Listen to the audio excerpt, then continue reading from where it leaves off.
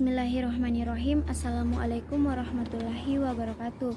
Perkenalkan, nama saya Nirwana dari kelas 12 MIA 2.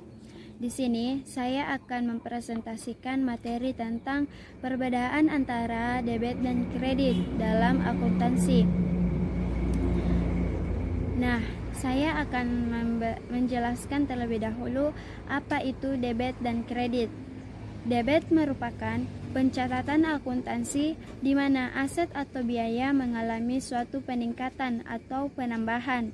Sedangkan kredit merupakan pencatatan akuntansi untuk akun hutang dan ekuitas yang mengalami suatu pengurangan atau penurunan. Nah, setelah saya menjelaskan apa itu debit dan kredit, maka saya akan menjelaskan pula poin-poin dari debit dan kredit.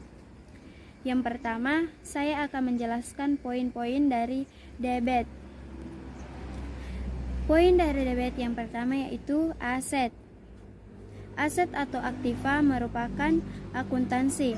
Kata lain berupa kekayaan yang dimiliki suatu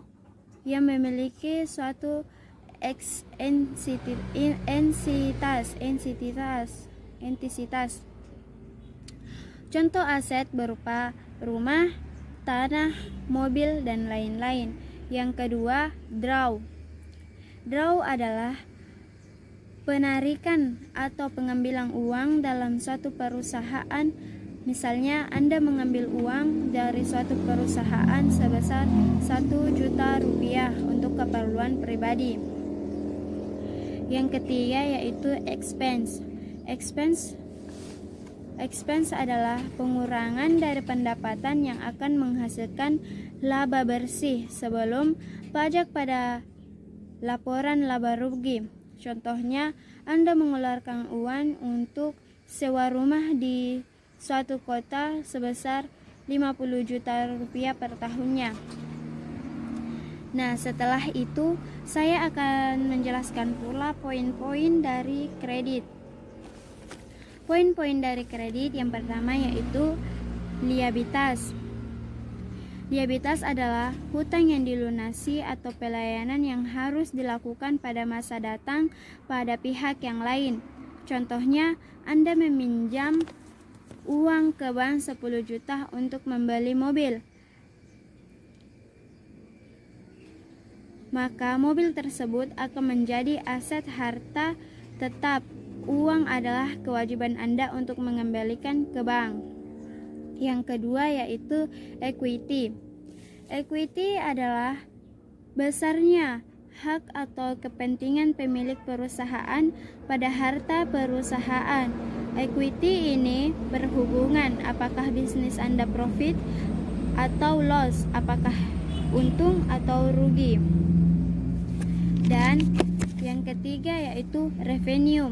Revenue adalah jurnal uang yang diterima oleh perusahaan dari aktivasinya, kebanyakan dari penjual produk atau jasa kepada pelanggan.